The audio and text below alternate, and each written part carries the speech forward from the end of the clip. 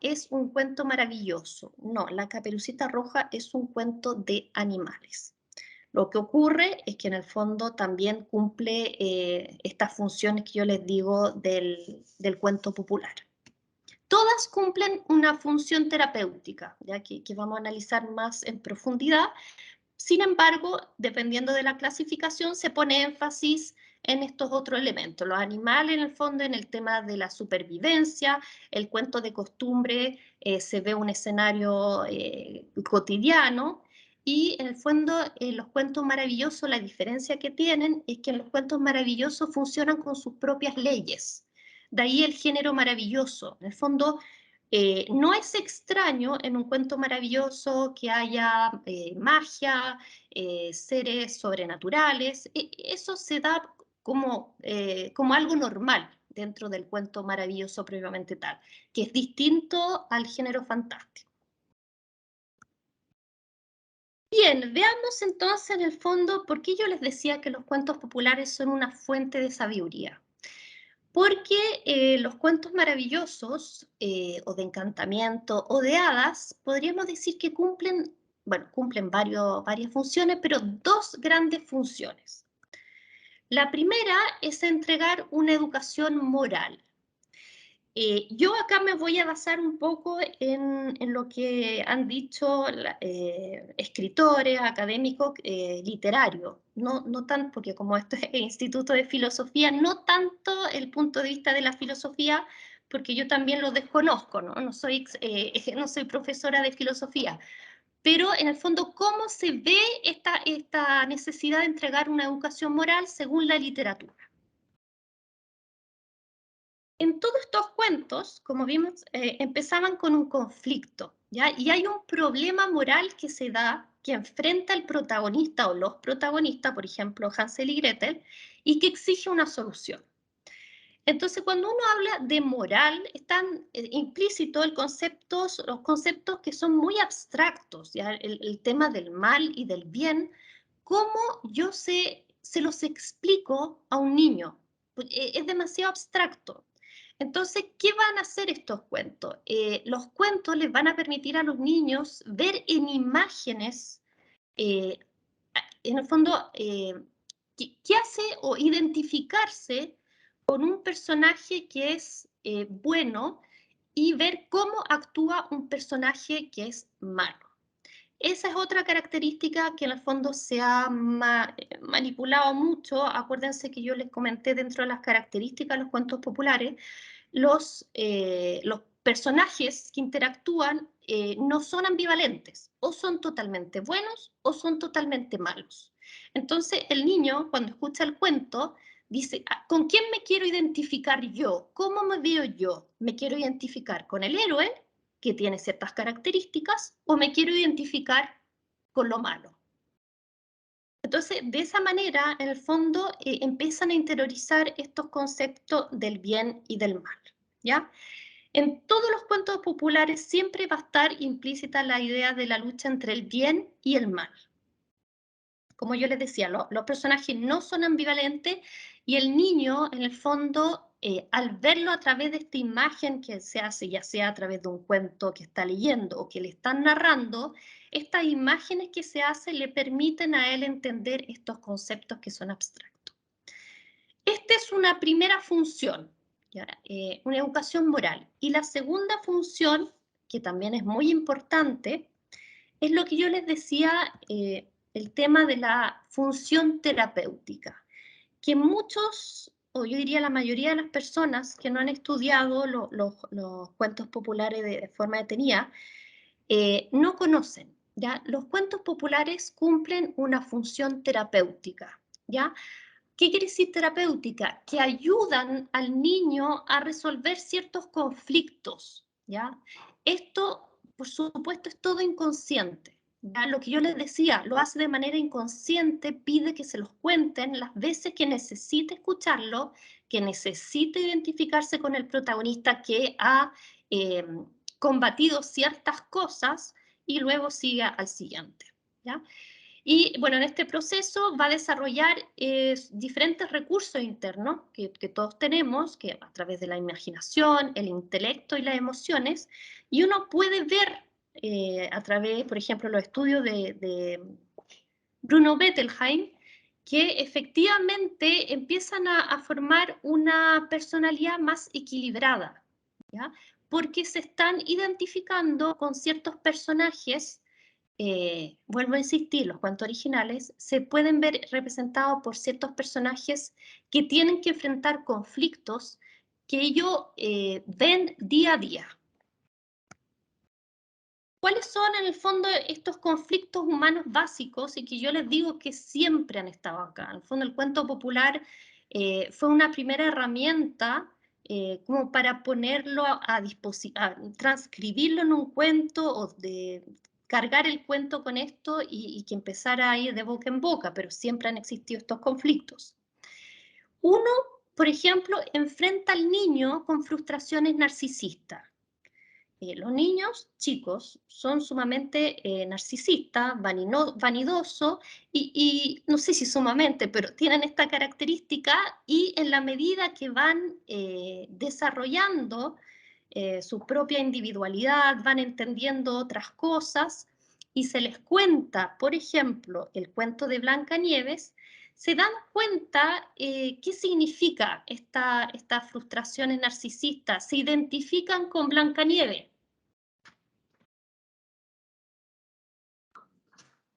Me quedan 5 minutos. Ya.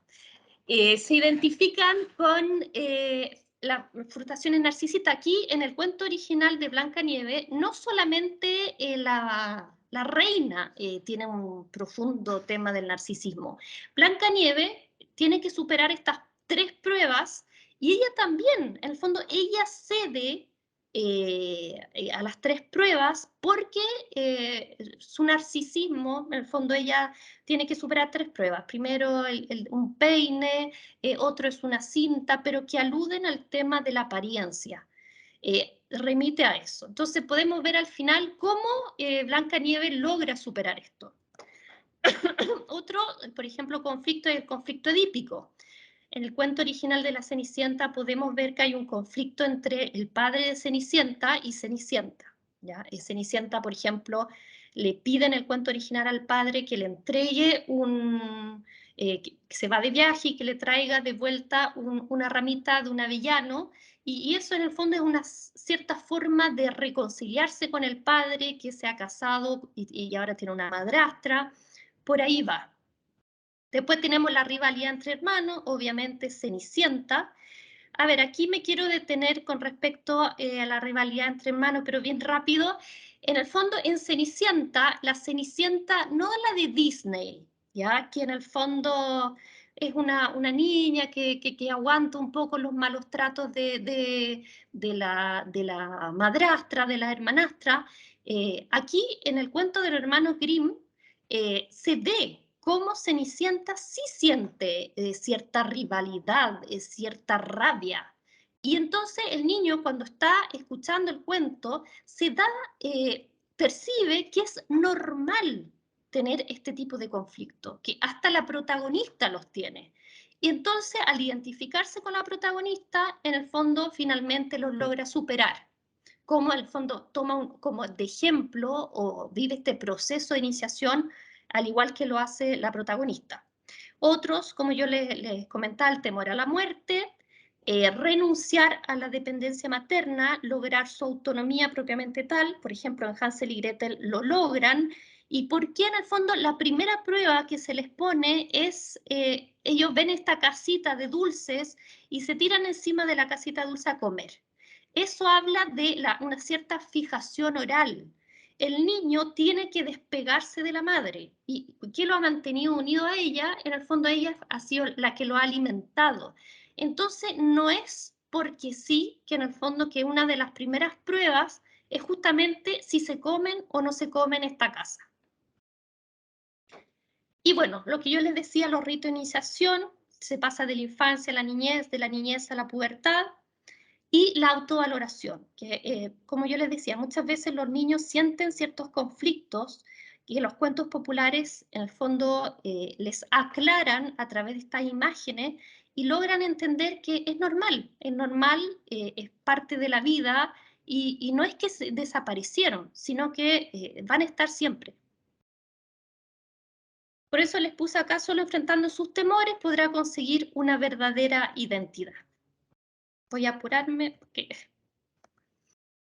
Y bueno, en definitiva, como yo les decía, yo soy muy hincha de los cuentos populares porque la verdad es que cumplen una función muy importante en los niños.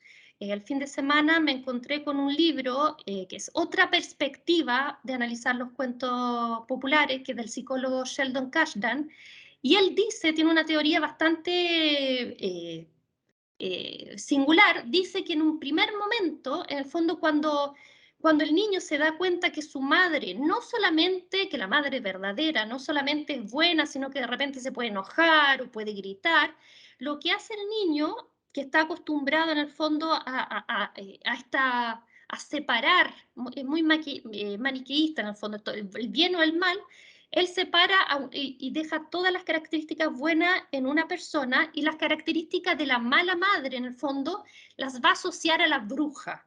Y de esta manera, en el fondo, él logra sortear esta ambivalencia, en el fondo, en la madre.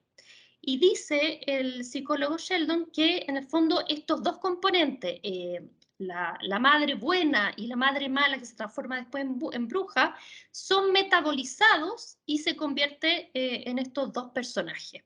Por lo tanto, los niños lo que van a hacer cuando se enfrenten a las brujas, no siempre van a ver brujas, obviamente, en los cuentos maravillosos, pero el antagonista o el adversario del héroe siempre va a representar, por ejemplo, algún vicio, porque corresponde, podríamos decir acá lo que yo les puse, a la parte pecaminosa del yo. ¿Por qué yo me siento eh, culpable? Por ejemplo, cuando siento envidia, etcétera. Bueno, muy rápidamente, como yo les decía, según este psicólogo, hay solamente 4 etapas que me las voy a saltar, pero lo más importante, como yo les decía, es la destrucción de esta bruja y que eso sea violento, que sea trágico, para que en el fondo el niño logre un desenlace feliz y en el fondo pueda aprovechar lo que le transmite este clímax.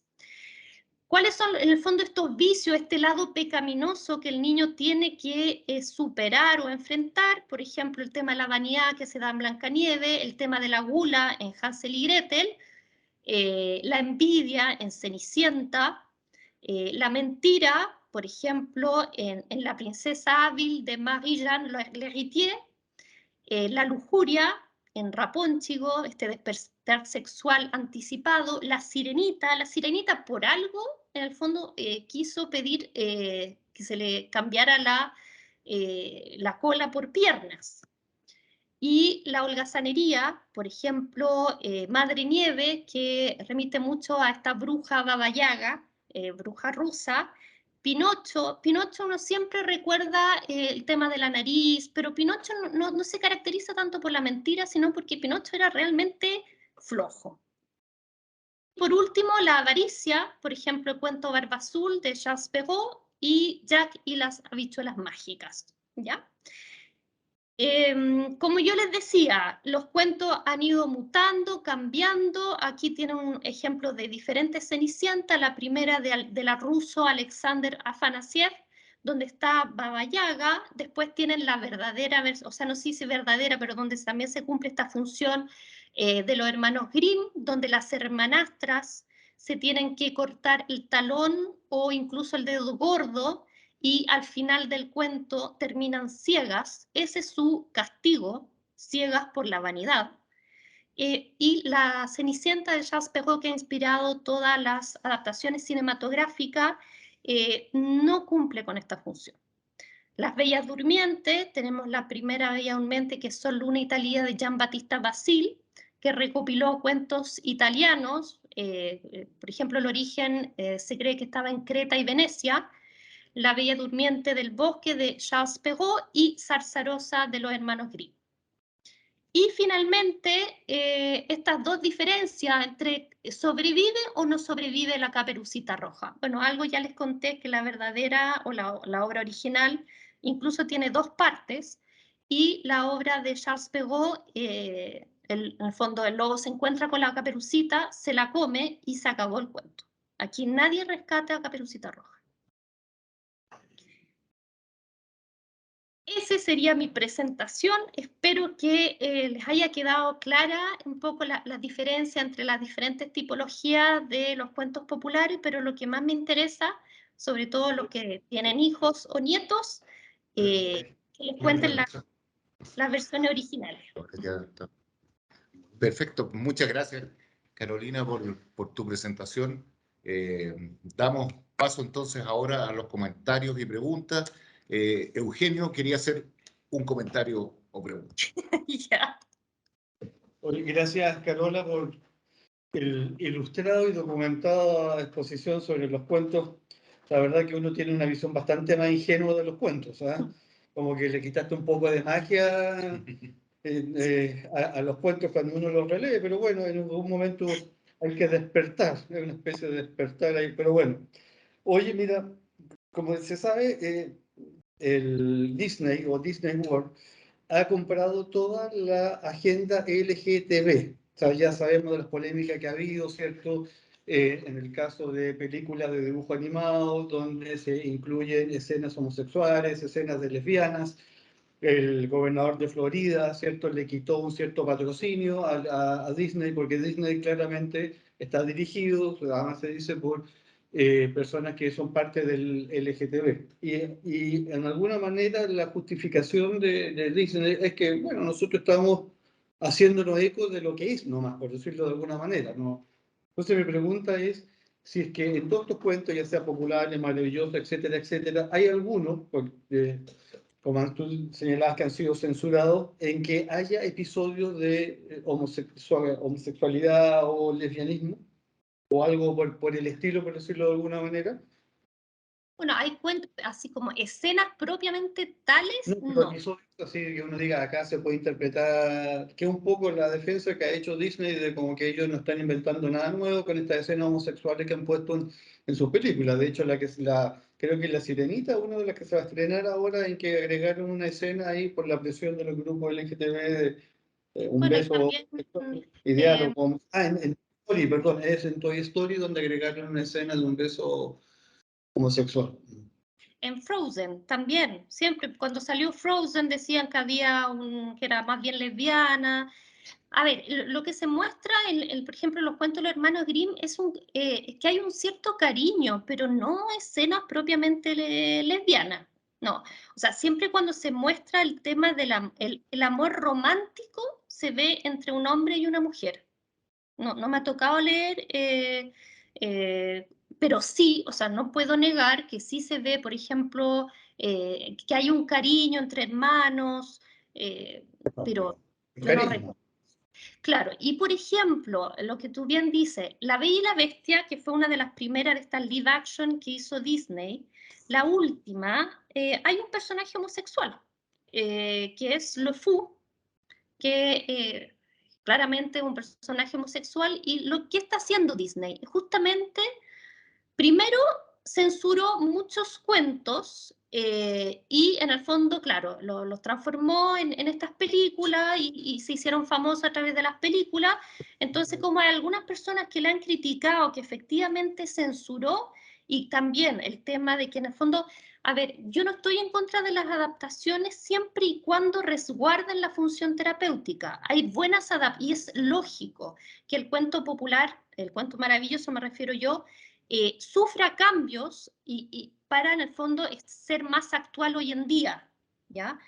Pero elementos, por ejemplo, como los Fu, no están ni en los cuentos originales. Lo que está haciendo Disney es integrar esto como, según ellos, para adaptarlo, para hacerlo como más parte del contexto en el que están viviendo los niños, el tema de la inclusión. Entonces, por eso, por ejemplo, que causó tanta polémica cuando se introdujo este personaje de Lo Fu, Claro, hay unos que están totalmente en contra, hay otros que decían, bueno, pero es que es una adaptación del cuento, por lo tanto se está dando a conocer la sociedad en la que están viviendo los niños que reciben el cuento, pero yo no recuerdo haber visto ninguna escena homosexual, no, o leído ninguna escena homosexual. Sí hay un cariño muy fuerte entre los hermanos, pero no, eso no lo he visto. Eso es un tema más de adaptación, pero adaptación porque en el fondo además que lo quieren hacer vendible. O yo diría de manipulación. Exactamente. Más que adaptar, hay una manipulación por toda la presión LGTB+, digamos que... pero bueno, en fin. Gracias, Carola. Me quedo tranquilo. Muy bien, ahora entonces es el turno de Rodrigo Figueroa. Adelante, Rodrigo. Ya. Rodrigo. Sí, estoy tratando de encender la cámara. Pero se escucha ahí bien. se ve, digamos. Estoy al otro lado de... Bueno, Emilio parece al lado tuyo ahí, Carolina. Bien, sí, muchas gracias por la presentación, muy buena, muy buena. Una pregunta de otra índole a la formulada por Eugenio, ¿no? Es si habría un límite entre... ¿Cuál sería la frontera que separaría, digamos, la literatura para adultos de la literatura para niños? Porque la impresión que yo tengo a veces es que lo que se llama literatura infantil, en el fondo, es literatura para adultos que también sirve para niños, aunque también podría ser leída para niños, digamos, ¿no? No sé si se puede hablar con propiedad de una literatura infantil, así exclusivamente. No sé si tú tienes ahí algo que... Sí, a ver, hay que tener en cuenta que los cuentos populares, cuando se contaban, en el fondo el público eran tanto adultos como niños, ¿ya? Recuerden un poco lo que yo les decía, que en el fondo el proceso de transición de niño, adolescente, en el fondo los que llegaban a ser adultos, ya se les trataba muy temprana edad como tal, ya no estuviesen en el fondo cuentos definitivamente dirigidos a los niños. Sin embargo, con estas recopilaciones que se empezaron a hacer, y sobre todo un elemento que es muy importante es el tema de que en el siglo XIX surge un concepto de niñez. Un concepto de la niñez que en el fondo se le ve como una persona inocente, que hay que educar, que tiene ciertas características. Entonces, al aparecer tan fuerte este concepto de niñez, se producen dos hechos. Primero, afecta la educación de los niños, porque en el fondo se empieza a estructurar todo un sistema para educar en el fondo en diferentes virtudes y valores a los niños. Y por otro lado, se crea un cuerpo de literatura juvenil. Y es por eso, en el fondo, que se empiezan a censurar los cuentos. Se empieza a sacar el tema de la violencia, el tema de este despertar sexual anticipado que yo les decía, por ejemplo, Rapón, chico, todo eso se empieza a eliminar, a censurar, porque se estaba creando un cuerpo especialmente para literatura infantil. Lo que yo comentaba, los hermanos Grimm, cuando hicieron su recopilación, la primera, en 1812, era un estudio científico. O sea, el objetivo que ellos tuvieron cuando recopilaron estos cuentos era en el fondo dejar por escrita la cultura alemana, porque fue la época en que Napoleón invadió Alemania. Y entonces ellos querían rescatarla. Y eran filólogos y en el fondo lo que hicieron es transcribir todas estas historias que se contaban de boca en boca y que pertenecían a la cultura alemana. Sin embargo, en la segunda edición de estos cuentos del hogar y de la infancia, se les pidió, justamente por esta nueva noción de niñez, que suavizaran, podríamos decirlo de una manera más elegante, los cuentos. Y es por eso que en 1817, me parece, que se vuelve a imprimir, pero esta vez con elementos cambiados. Por ejemplo, el tema de Hansel y Gretel ya no es la mamá la que lo va a dejar en el bosque, sino que es la madrastra. Sí, efectivamente sí hay, porque entre el siglo XVII, que los cuentos de hadas eran muy, en el fondo se movían, por ejemplo, en la corte de Luis XIV, con Charles Perrault, Hubo un minuto en que desaparecieron y volvieron a surgir con fuerza en el siglo XIX. También está toda la época del romanticismo, la importancia de los valores patrios, etc. Así que sí, tiene mucho que ver el tema de la literatura infantil. Ya, muchas gracias, Carolina. Te felicito por la exposición, muy buena. Muchas gracias. Ahora, entonces, sería el turno de Juan Carlos Aguilera y luego Juan Ignacio Rodríguez, que está aquí al lado, pero no levanta la mano porque está aquí en la misma, el mismo computador. Entonces, Juan Carlos Aguilera, adelante. Me dio como susto el tema de los cuentos para niños, porque Yo puedo asegurar que no trauman. A mí me contaron los cuentos originales y si bien es cierto que yo viví toda mi época, mi infancia con estos cuentos, incluso el de Barba Azul, que Barba Azul degollaba a su señora y la dejaba colgada en un sótano, no creo que tenga ese problema de trauma. yo, no, no, tú sabes que esto fue para introducir la pregunta. No, Ya. muy bonita la exposición. De hecho, no tenía noticia de lo que tú has expuesto, es algo nuevo para mí, me parece súper interesante. Y no sé si se puede admitir lo que voy a decir. El origen de los cuentos, que esta revolución neolítica, o tengo una fijación mental con el tema de la revolución, tenía un componente sociológico, podríamos decir.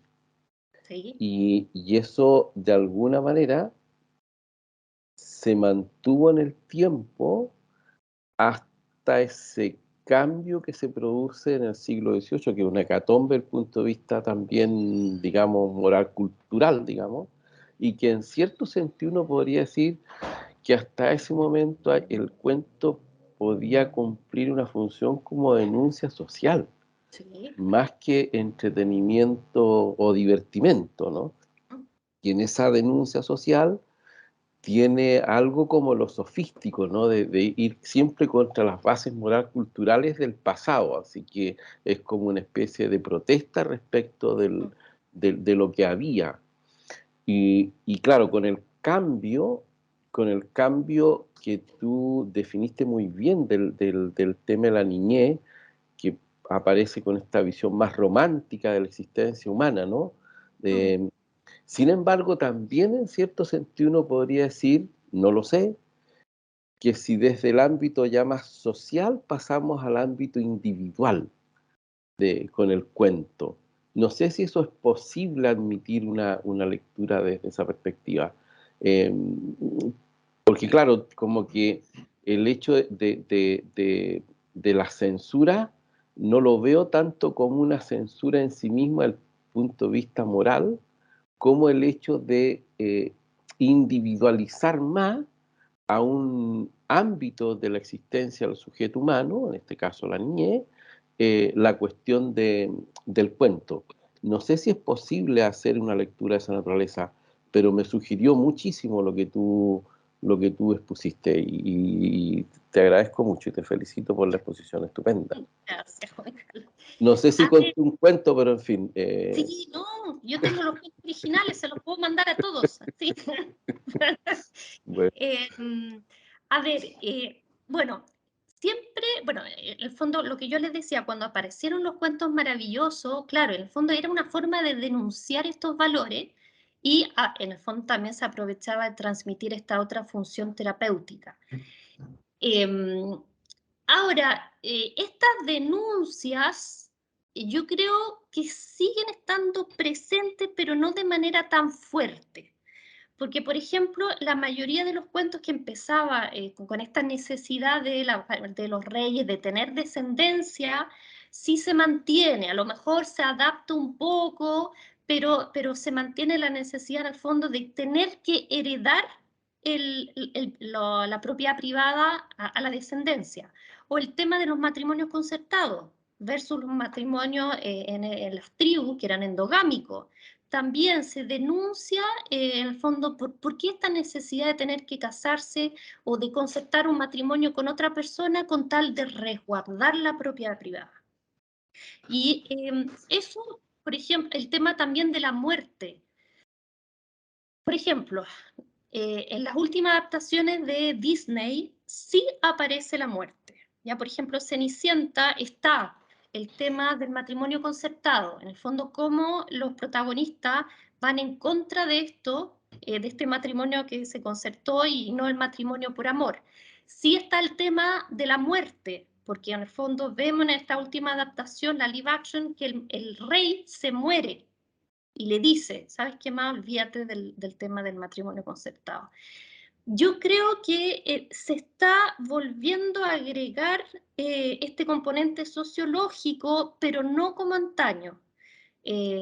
Cuando se adaptaron, en el fondo, estos cuentos, y hay un texto de Víctor Montoya que dice que la violencia no hay que suprimirla de los cuentos populares, porque los niños ven violencia en el día a día, prenden la televisión, ven violencia, ven a alguien robando. Entonces, ¿por qué crear una burbuja que no es lo que quiere el cuento popular? Entonces yo creo que a través de ciertas cosas, claro, bueno, lamentablemente también está el tema de que hay que empezar en Disney hay que empezar a integrar estos nuevos parámetros, o no sé cómo decirlo, pero sí está empezando de nuevo, yo creo, a integrarse el tema sociológico. No sé si de la misma forma, pero ciertos aspectos como la muerte están presentes. Ya, muchas gracias, Carola, muy amable. Muy bien. Ahora es el turno entonces de Juan Ignacio Rodríguez. Adelante, Juan Ignacio. Perfecto, voy a ser breve porque veo caras de hambre acá, pero un comentario muy breve y una pregunta. El comentario tiene que ver con que me llamó la atención que no hubiera ritmo o que no se cuidara el ritmo en el relato del cuento, y eso tiene que ver con que al final lo que se transmitía oralmente era el argumento del cuento. Exacto. Y eso también permite que haya tergiversaciones de argumentación, digamos, ¿eh? Es como el juego del teléfono. Y muchas veces el ritmo, en la copla, en la palla, lo que hace es cuidar el contenido, porque hay que cuidar precisamente el ritmo. Ese era un comentario que me llamó la atención. Sí.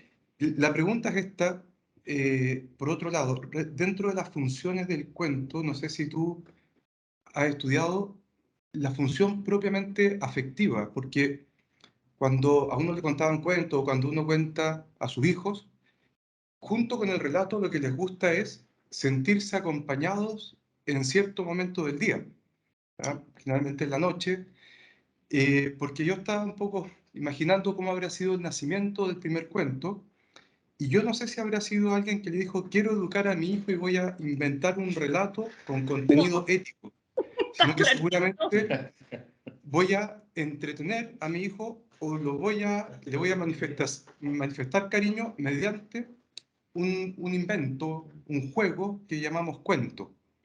¿Ah? No sé si hay algo de eso en lo que has estudiado. Sí, de hecho es lo que más lo que más he profundizado, que está muy relacionado con el tema de la función terapéutica. Estos cuentos, como yo les decía, recuerden que en el fondo no estaban dirigidos a los niños, ¿ya? Por lo tanto, yo creo que cuando las personas inventaban estos cuentos, trataron de plasmar también sus propias preocupaciones, sus propios conflictos. Y uno de los grandes conflictos que está presente en los cuentos es el miedo al abandono. Los cuentos, a través de diferentes narraciones, enfrentan al niño con el abandono, con el tema de la soledad, y se sienten acompañados, como en el fondo se identifican con los protagonistas, que son totalmente buenos, en el fondo no son ambivalentes. Yo puedo asegurar que un niño que crece con cuentos de hadas, no sé si va, por ejemplo, va a tener, o sea, puedo asegurar que va a tener una personalidad extrovertida, no, pero no se va a sentir solo. se va a dar cuenta que aquellos sentimientos que tiene son normales. Muchas veces los niños son más castigadores de ellos mismos que los padres. Por ejemplo, cuando sienten ira, dicen, ¿cómo puedo ser tan malo y sentir tanto odio? Yo sé que no le asignan nombres. Este rencor hacia mi hermano que me dan ganas de mechonearlo. Los cuentos populares, en el fondo, incluso si los leyera solamente, son una compañía porque ellos se ven representados en estos protagonistas y saben que lo que les está ocurriendo va a tener un final feliz. En el fondo van a ser capaces de enfrentarlo y va a terminar bien, porque en el fondo en el mundo del cuento popular, el cuento de hada, el mundo es un mundo justo, que en el fondo, si bien es cierto que tiene que superar pruebas, porque en el fondo no es fácil, tiene que hacer todo un proceso de transformación, sabe que hay esperanza. Y es por eso que es tan importante. O sea, yo lo digo por eso lo aseguro con conocimiento de causa. Yo viví siempre escuchando durante mi niñez cuentos de hadas y nunca entendí por qué me gustaban tanto. Claro, yo soy hija de diplomático, entonces siempre estábamos como que nos dejaban un tiempo solos, se iban a otro lado. Y recién en el 2015 que me encontré con este paper de Víctor Montoya que hablaba de la violencia en los cuentos populares, entendí la importancia que puede tener un cuento maravilloso en la formación de una persona. Yo te digo, se dice que tienen una personalidad más equilibrada. Ojo, no quiero decir que sean más extrovertido, introvertido, porque perdón, que sea autorreferente. Yo soy una persona sumamente introvertida. No es que por escuchar los cuentos populares salga ahí a gritar y hacer clase, pero sí puedo asegurar que en cierta forma me salvaron de la infancia que estaba teniendo. Así que sí, me he dedicado justamente a estudiar el tema de los sentimientos, de la soledad que hay en los cuentos. Muy bien, queremos agradecerle a Carolina.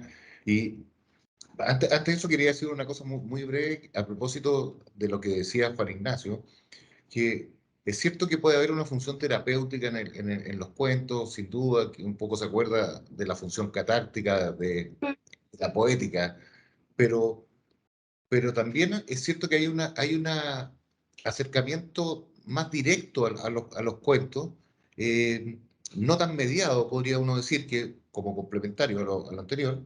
Hay algo maravilloso, hay algo que uno no maneja, algo que no está en nuestro poder y que aparece entonces con una belleza especial.